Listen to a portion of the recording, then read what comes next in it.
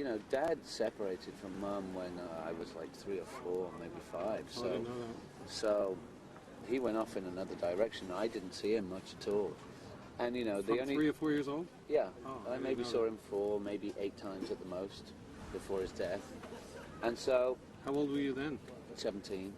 So in 14 years, you had 8 meetings with your dad. Maybe a few more here and there, but it was few and far between. Was it fatherly or? It was difficult. Yeah. It was very difficult, and also seeing as he'd started a new life with Yoko and having another baby, Sean, the whole attention was directed over there. So, I mean, Wow.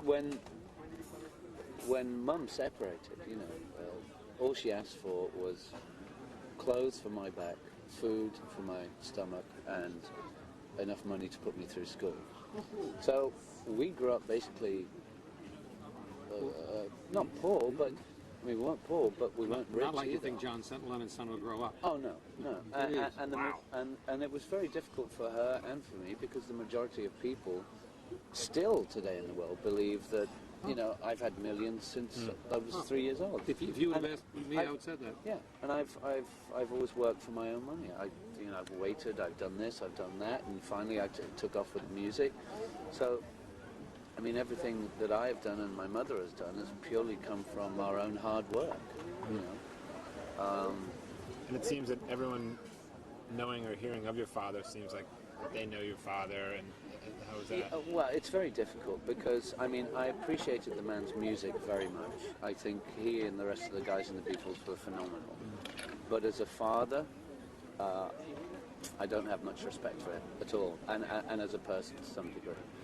I mean, I forgive him because obviously it must have been a very difficult and strange time, especially with the huge success and just the diversity of moving around the world, meeting different creative people.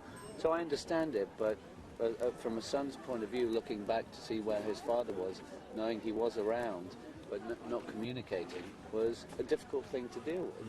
And so I have a lot of, there is still some bitterness there, of course, but there is forgiveness also. And so it's very, as you were saying, it's very difficult when people come up to you and say, man, we love your father so much. You know? And I'm going, you don't know the half of it. You said... I'm just like, and I have to keep my cool. I have to, because they don't know any different, you know. And so it's okay. I'll deal with it. I've always dealt with it. I'm going to have to continue dealing with it. And so a lot of it was coming to terms with all of that. And it still bugs me, you know. Actually, I had an Italian stepfather who was very much more like a father to me than my biological father. And how old were you when he was with your mom? From roughly the age of somewhere in 5, 6, 7 till for about 5 years or more. I was in a private school, private money school, and there was a comprehensive school across the street, which was paid for by the government, and I would have to either run home for my life, literally. I lived about a mile away from the school. Why? And because the kids in the comprehensive school all believed that I was the rich kid. I've tried to explain it so many times in interviews and magazines, and they say, sure. Did you ever try and explain that to your father? Well, no, it was too late. I was just trying to get to know him in the first place. And it was difficult enough as that was, What do you remember about that? There was a lot of distance. I wanted to run up and grab him and hold him and say I loved him, but he didn't know how to handle that. It was very... I can understand that point of view. You separate from a kid, you have a kid somewhere in the world that you know is in England, and you're living in America with a new family, and your kid wants to come over and see you, and you don't know him. It's got to be strange, it's got to be weird But for him. in a sense, you didn't know him, and you really wanted to embrace him. I wonder if there was any Yeah, but I time was when also you wanted scared to- at the same time, because there had been certain situations where he was quite verbally aggressive. If I did something wrong, it wouldn't just be Jules, Would he hit you? What do you mean? No, verbally aggressive? Verbally aggressive. Did you ever live but with would him? scare the living daylights out of me, and has affected me in life. How old were you when you remember some of these things happening? It was through 11 to 17. Did you ever live with him? Did you ever live together? No. Oh, man. man. So the few times you'd see him, and some of these times you're wishing that he'd hug you or kiss you, and you'd do the same.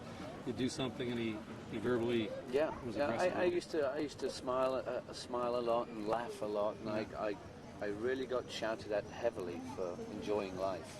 And for many years, I've only just broken through it in the past couple of years. I wouldn't laugh, I wouldn't smile, I would always, man. just because subconsciously it was in there that if I tried to enjoy life and have a good time, that I'd be told off. Why do you think it was? Yeah. Why do you think that was like that to you? I don't know. I don't know. Maybe it was. I think it annoyed him to a certain degree. That you were enjoying yourself. Yeah. I mean, I honestly don't know. You know, but it was very strange. I feel that one of,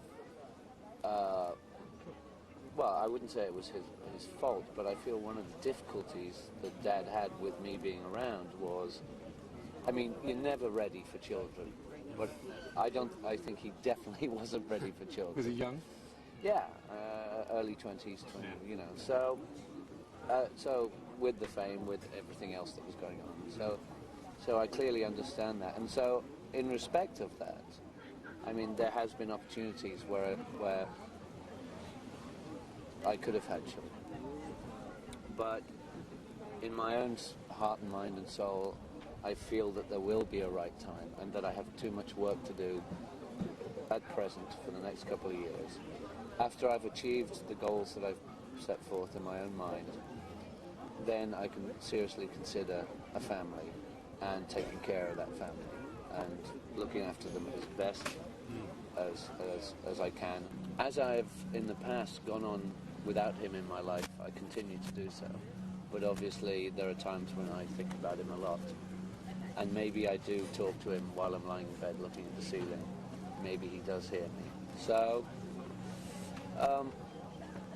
you know, I missed him then, I miss him now, but it's part of life. I have to accept that, and I have to live my own life, and that's the most important thing for me to do at this time, you know. Not being too funny about it, I felt a lot of warmth and compassion from you and what you've said to me, and Why don't you be the dad? if I could get a little hug. Absolutely. It's very strange and very bizarre, and publicly maybe, but who gives a damn? But here we are. You know, fuck it. That's cool. Very cool. God, what a man. We need to stay in touch.